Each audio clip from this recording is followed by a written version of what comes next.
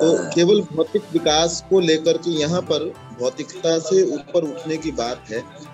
भौतिकता जितनी भी मनुष्य को प्राप्त हो जाए, ये अंततोगत्वा मनुष्य को पूर्ण सुख प्रदान नहीं कर सकती। तो इस बात को समझते हुए, हजारों वर्ष पहले समझते हुए, वर्तमान बुद्धिजीवी वर्ग को अभी तक ऐसा कुछ भी समझ में नहीं आया है और आगे कोई संभावना भी नहीं लग रही। तो हमारे ऋषियों ने इस बात को हजारों वर्ष पहले, लाखों वर्ष पहले और करोड़ों वर्ष पहले समझ लिया था। तभी उन्होंने भौतिकता की ओर अपने आप को नहीं बढ़ाया, या बढ़ाया तो उन ग्रंथों का, वो ग्रंथ इतने प्रख्यात नहीं हुए। जैसे भारद्वाज ऋषि का जो विमान शास्त्र है, उसकी प्रतिष्ठा इतनी नहीं है, उसको इतना नहीं जाना गया जितना गीता को जाना गया या जितना उपनिषदों को जाना गया। तो इससे ये पता चलता है कि हमारा जो राष्ट्र रहा है वो भौतिकवादी चिंतन से ऊपर उठने वाले लोगों का राष्ट्र रहा है, और हमारे राष्ट्र का इस प्रकार का निर्माण किया गया था। तो बहुत सारे लोग, कल भी मैंने इस बात को कहा था, पुस्तकों का बहुत आदर करते हैं। जैसे कुरान के लिए बहुत सारे लोग कुरान पाक शब्द का प्रयोग करते हैं, और उस पुस्तक के प्रति भी अगर किसी ने अनादर का भाव किया तो उसके विरोधी हो जाते हैं। या गुरु ग्रंथ साहब को बहुत सारे लोग रेशम के कपड़े में लपेट करके रखते हैं और उसको सिर के ऊपर लेकर के चलते हैं। लेकिन क्या गुरु ग्रंथ साहब के अंदर लिखी हुई शिक्षाओं को लोगों को ग्रहण करने का उतना ही भाव उनके अंदर है या नहीं है, ये देखने की बात है। तो महत्व ज्ञान का जो लिखी हुई बात है उसका तभी है जब हम उसको जीवन के अंदर उतारें। किसी भी विषय का महत्व उसको जीवन में उतारने से। उसको बहुत सारे लोगों को इस बात से आपत्ति होती है कि गीता शब्द क्यों बोला गया, गीता जी क्यों नहीं बोला गया, या श्रीमद् भगवत गीता न बोल करके अगर गीता बोल दिया तो परेशानी हो सकती है, या श्री कृष्ण के स्थान पर या भगवान श्री कृष्ण के स्थान पर किसी ने कृष्ण बोल दिया तो परेशानी हो सकती है। ये उतने महत्व की बात नहीं है कि आपने भगवान श्री कृष्ण बोला, श्री कृष्ण बोला या कृष्ण बोला, आपने श्रीमद् भगवत गीता बोला, गीता जी बोला या गीता बोला। महत्व की बात यह है कि उसके अंदर लिखी हुई बात को हम में से कितने व्यक्तियों ने अपने जीवन में उतारा। तो इस यहाँ पर हम लोग जो जुड़ रहे हैं तो हमको इस बात का प्रयास करना है कि जो चीज हम सुन रहे हैं, सारी चीजों को जीवन में उतारा नहीं जा सकता। जन्म जन्मांतरों के संस्कारों के कारण हम कार्यों को करते हैं। बहुत से विद्वानों ने तो इस बात को कहा है कि हमारे सारे के सारे कार्य हमारी आदतों के कारण से हैं। हमारा बैठने का ढंग, हमारा बोलने का ढंग, हमारी बहुत सारी चीजें वो हमारी आदतों के कारण हैं, जेनेटिक हैं। तो उनको परिवर्तित करना बहुत कठिन है लेकिन असंभव नहीं है। तो हमारा प्रयास यही होना चाहिए कि अपने आप को चिन्हित करना, अपने अंदर जो कमियां हैं उनको देखना और उसको परिवर्तित करना, ये इसको पढ़ने का मुख्य उद्देश्य है। इसी उद्देश्य के साथ हमको यहाँ पर चलना चाहिए। तो ये दूसरे अध्याय का 54वां श्लोक है और यहाँ केवल चयनित मंत्रों पर चर्चा की जाएगी। स्थित प्रज्ञ के लक्षण इसमें दिए गए हैं। स्थित प्रज्ञ एक शब्द है और इसका अभिप्राय होता है कि जिसकी बुद्धि स्थिर है। प्रज्ञा शब्द का अभिप्राय है बुद्धि, ऐसे ही यहाँ पर धी ही शब्द आएगा। जो धी ही शब्द हमने सभी ने गायत्री मंत्र सुना हुआ है, उसमें धियः यो नः प्रचोदयात्। तो धियः जो है वो धी ही धी ही शब्द का, जिसका अभिप्राय बुद्धि है, उसका बहुवचन है धियः। तो वही धी ही शब्द भी यहाँ पर आएगा, वो भी बुद्धि का समानार्थक शब्द है। तो स्थित धी ही या स्थित प्रज्ञ, इन दोनों शब्दों का अभिप्राय है स्थिर बुद्धि वाला। तो स्थिर बुद्धि वाला किसको कहा जा सकता है? यहाँ पर हम में से कुछ लोग शायद श्लोकों को शुद्ध उच्चारण करना सीखना चाहें। इनको मंत्र नहीं कहेंगे, जो वेद में होते हैं उनको मंत्र कहा जाता है, जो लौकिक व्यक्तियों के द्वारा लिखे गए हैं। कुछ लोग ये कहते हैं कि श्री कृष्ण जो है वो भगवान थे। भगवान होते तो इनमें वैदिक छंद होते है ना। 2 प्रकार के छंद हैं जिनमें गाने वाली चीजों को बांधा गया है। ये लौकिक अनुष्टुप जो है वो लौकिक छंद है। जिस छंद के अंदर यहाँ पर श्लोकों को लिखा गया है वो लौकिक छंद है। उससे भी पता चलता है कि इसके जो लेखक हैं या इसके प्रवक्ता जो हैं, व्यास जो हुए हैं, वो मनुष्य थे, न कि परमेश्वर थे। तो ये पहला इसके अंदर श्लोक है 54वां। स्थित प्रज्ञस्य, अगर आपके पास में है तो आप इसको खोल करके देख सकते हैं। स्थित प्रज्ञस्य का भाषा समाधि स्थस्य केशव स्थित धीहि किम प्रभाषेत किमासीत ब्रजेत किम। इसको हमने जब बोलना है तो स्थित प्रज्ञस्य का भाषा समाधिस्थस्य केशव स्थितधीः किम प्रभाषेत किमासीत ब्रजेत किम। स्थित प्रज्ञस्य का भाषा समाधिस्थस्य केशव स्थितधीः किम प्रभाषेत किमासीत ब्रजेत किम। स्थित प्रज्ञस्य का भाषा समाधिस्थस्य केशव स्थितधीः किम प्रभाषेत किमासीत ब्रजेत किम।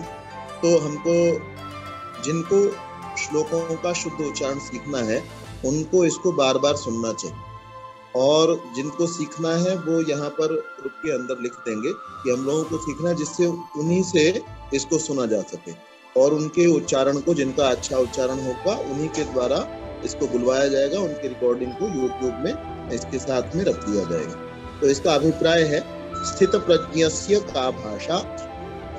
संस्कृत के जो ये शब्द हैं और भाषाओं में भी ऐसा संभव है हो, वो अनेकार्थक शब्द हैं। जैसे आपने गौहू एक शब्द सुना हुआ, तो गौहू का मुख्य अर्थ जो हम सभी को पता है गाय उसका अर्थ होता है, या बैल को भी गौहू के द्वारा कहा जाता है। लेकिन गौहू का अर्थ जो है वो वाणी भी होता है, गौहू का अर्थ वो पृथ्वी भी होता है। अनेक अर्थ जो है एक एक शब्द के होते हैं, तो ये भी हमको ध्यान रखना है। प्रसंग के अनुसार, प्रकरण के अनुसार शब्दों के अर्थ होते हैं।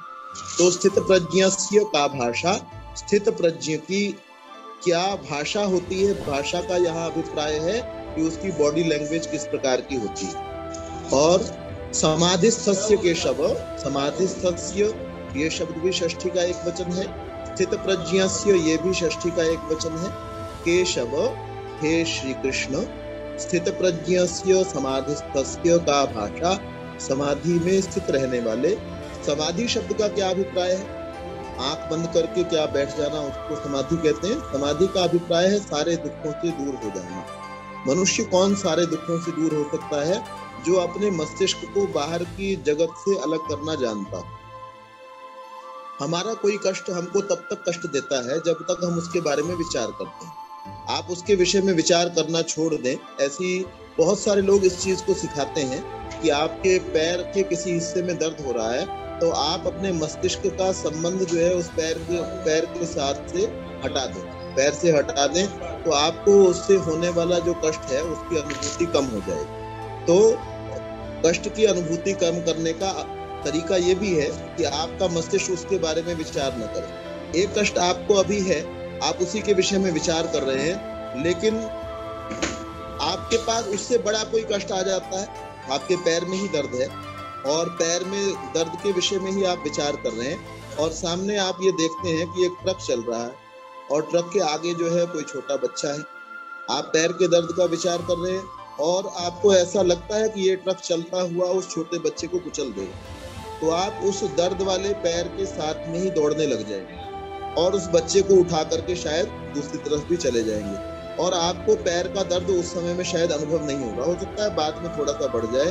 तो ये क्या है, आपका उस समय में आपके मस्तिष्क ने ज्यादा ध्यान जो है वो बच्चे की ओर दिया, उसकी सुरक्षा की ओर दिया, तो आपको उतनी देर के लिए पैर का दर्द जो है वो भूल गया। हम प्रयास पूर्वक अपने मस्तिष्क को अपनी समस्याओं से हटा करके समाधि की अवस्था, समाधि यही चीज है कि आपने जो भौतिक चीजें हैं, अभौतिक चीजें हैं, जो बाहर की चीजें हैं, उनकी ओर से अपने ध्यान को हटा लिया।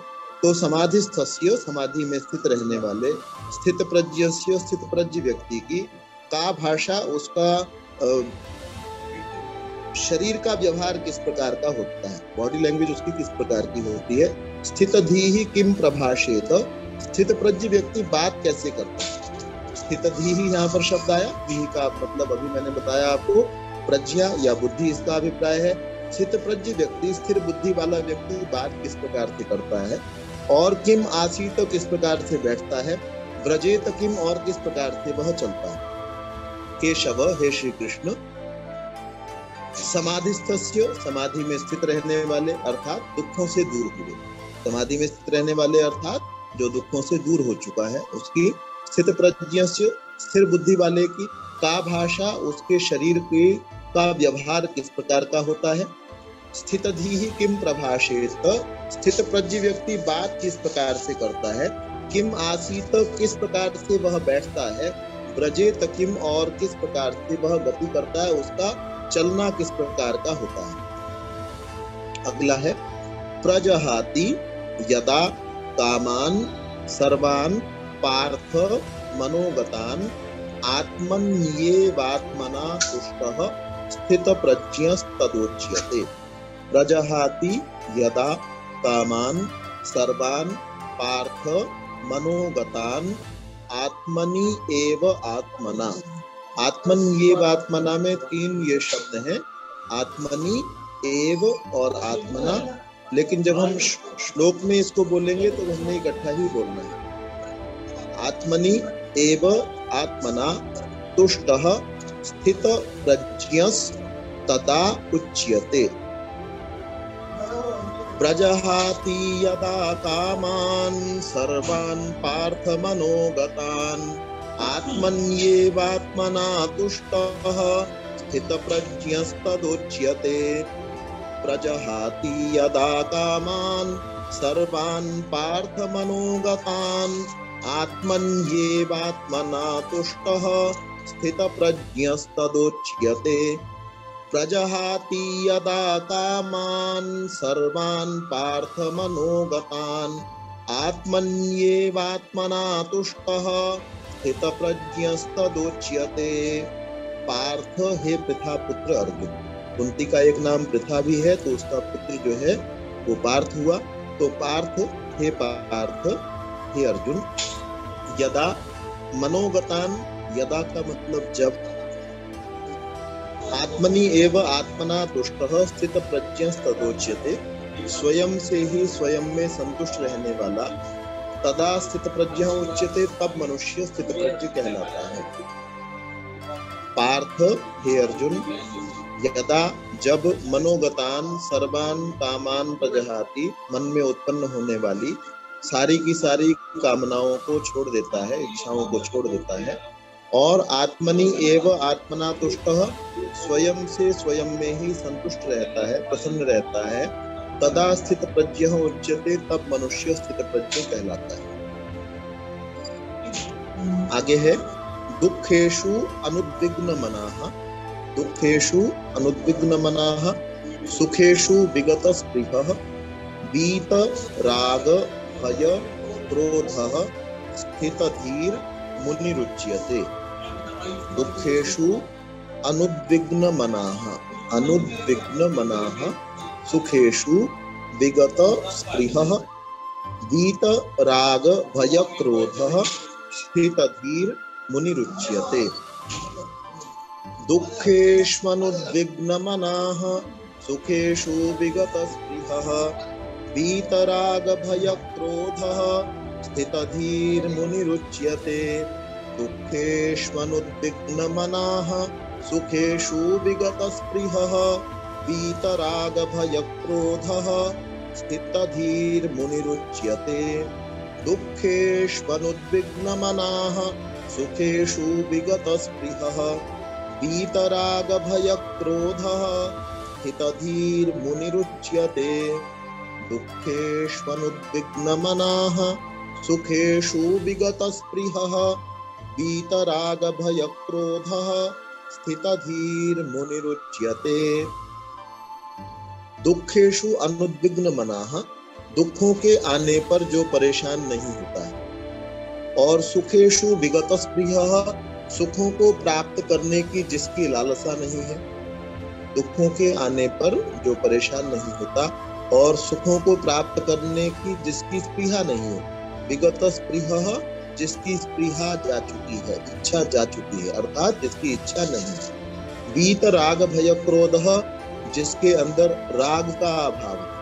राग का अभिप्राय होता है वस्तुओं के साथ में, व्यक्तियों के साथ में विशेष आसक्ति का होना। भय क्रोधः, जिसका भय समाप्त हो चुका है। क्रोधः, जिसका क्रोध समाप्त हो चुका है। क्रोध जो है उसके लिए 2 शब्द हमारे यहाँ पर आते हैं। एक शब्द है मन्यु, एक है क्रोध। क्रोध का अभिप्राय है जो आपने बिना विचारे किया हुआ। और मन्यु का अभिप्राय है परमेश्वर को मन्यु वाला कहा गया है। परमेश्वर के लिए रुद्र शब्द आया, रोदयति अमित्रान इति रुद्रः। रुद्र का अभिप्राय होता है कि परमेश्वर को रुद्र इसलिए कहा जाता है क्योंकि वो दुष्ट व्यक्तियों को रुलाने का भी काम करता है। तो मन्यु वाला मनुष्य को होना चाहिए। यज्ञ के बाद में ये प्रार्थना की जाती है, मन्यु रथि मन्युमयि देहि। हे परमेश्वर, आप मन्यु वाले हो, आप दुष्ट व्यक्तियों पर क्रोध को धारण करते हो, विचार पूर्वक क्रोध को धारण करते हो, तो मुझे भी मन्यु वाला बना दीजिए। जैसे परमेश्वर के और अनेक गुण हैं, वैसे उसके अंदर मन्यु भी है। तो यहाँ पर जो बिना विचारे जिस क्रोध के बाद में आपको पश्चाताप हो, उस प्रकार के क्रोध की यहाँ पर चर्चा। तो वीत राग भय क्रोध, राग अर्थात अत्यधिक आसक्ति से जो ऊपर उठ चुका है, और भय से जो ऊपर उठ चुका है, किसी अवस्था से, किसी स्थान से, किसी व्यक्ति से जिसको भय नहीं लगता है, और क्रोध जो क्रोध से रहित है। स्थित धीर मुनि उच्यते, ऐसा मुनि स्थित ही उच्यते, अर्थात वह स्थित प्रज्ञ कहलाता है। दुखेषु अनुद्विग्न मनाः, दुखों के आने पर जिसका मन परेशान नहीं होता है। सुखेषु विगत स्पृहः, और सुखों को प्राप्त करने की जिसकी इच्छा नहीं है।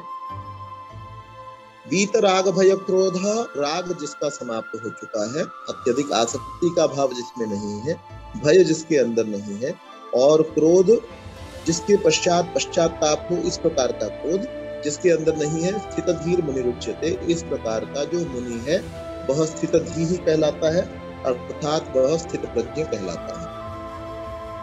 आगे है, यह सर्वत्र अनभिस्नेहः, यह सर्वत्र अनभिस्नेहः तत्तत् प्राप्य शुभाशुभं नाभिनन्दति न द्वेष्टि तस्य प्रज्ञा प्रतिष्ठिता। यह सर्वत्र अनभिस्नेहः तत्तत् प्राप्य शुभाशुभं नाभिनन्दति न अभिनन्दति न द्वेष्टि तस्य प्रज्ञा प्रतिष्ठिता। यह सर्वत्रानभिस्नेहः तत्तत् प्राप्य शुभाशुभं नाभिनन्दति न द्वेष्टि तस्य प्रज्ञा प्रतिष्ठिता। यह सर्वत्रानभिस्नेहः तत्तत् प्राप्य शुभाशुभं नाभिनन्दति न द्वेष्टि तस्य प्रज्ञा प्रतिष्ठिता। यह सर्वत्रानभिस्नेहः तत्तत् प्राप्य शुभाशुभं नाभिनन्दति न द्वेष्टि तस्य प्रज्ञा प्रतिष्ठिता। यह सर्वत्रानभिस्नेहः तत्तत् प्राप्य शुभाशुभं नाभिनन्दति न द्वेष्टि तस्य प्रज्ञा प्रतिष्ठिता। यह जो सर्वत्र सभी स्थानों पर अनभिस्नेहः स्नेह से रहित है, आसक्ति से रहित है, और तत्तत् शुभाशुभम प्राप्य उस शुभ अर्थात मन को अच्छी लगने वाली, अशुभ अर्थात मन को बुरी लगने वाली वस्तु को प्राप्त करके या व्यक्ति को प्राप्त करके, न अभिनंदति शुभ को प्राप्त करके, मन को अच्छी लगने वाले पदार्थों को प्राप्त करके उनका अभिनंदन नहीं करता, स्वागत नहीं करता, और मन को बुरी लगने वाली चीजों को प्राप्त करके उनसे द्वेष नहीं करता, तस्य प्रज्ञा प्रतिष्ठिता, उसी की बुद्धि स्थिर है। यह जो सर्वत्र सभी स्थानों पर, सभी व्यक्तियों में, सभी पदार्थों में अनभिस्नेहः आसक्ति से रहित है, और तत्तत् उस शुभम प्राप्य, शुभाशुभम है तो शुभम और अशुभम, शुभम प्राप्य न अभिनंदति, शुभ पदार्थ को अर्थात उसके मन को जो पसंद है वैसा प्राप्त करके जो अभिनंदन नहीं करता उसका, अर्थात उसका स्वागत नहीं करता, और अशुभम प्राप्य न द्वेष्टि, और उसके मन के विपरीत अगर कुछ हो जाता है उससे द्वेष नहीं करता, तस्य प्रज्ञा प्रतिष्ठिता, उसी की बुद्धि स्थिर। तो आज इतना ही कर लेते हैं, और आपका कोई प्रश्न हो तो व्यक्तिगत रूप से आप भेज सकते हैं। नंबर आपके पास में है 9560132245 जो नंबर है उस पर आप भेज सकते हैं। यहाँ पर इसको कम रखेंगे क्योंकि यहाँ पर बहुत सारे मैसेजेस आ जाते हैं ग्रुप में, तो इस कारण से व्यक्तिगत अगर कोई प्रश्न हो तो आप भेज सकते हैं। और अगर कईयों के एक जैसे प्रश्न होंगे उस पर जरूर चर्चा जो है वो की जाएगी। शांति पाठ कर लेंगे, उसके बाद कोई सूचना होगी तो रश्मि देंगे। ओम यौः शान्तिरन्तरिक्षं शान्तिः पृथिवी शान्तिरापः शान्तिरोषधयः शान्तिः वनस्पतयः शान्तिर्विश्वे देवाः शान्तिर्ब्रह्म शान्तिः सर्वं शान्तिः शान्तिरेव शान्तिः सामा शान्तिरेधि। ओम शांति शांति शांति। सभी का धन्यवाद, सभी को सादर।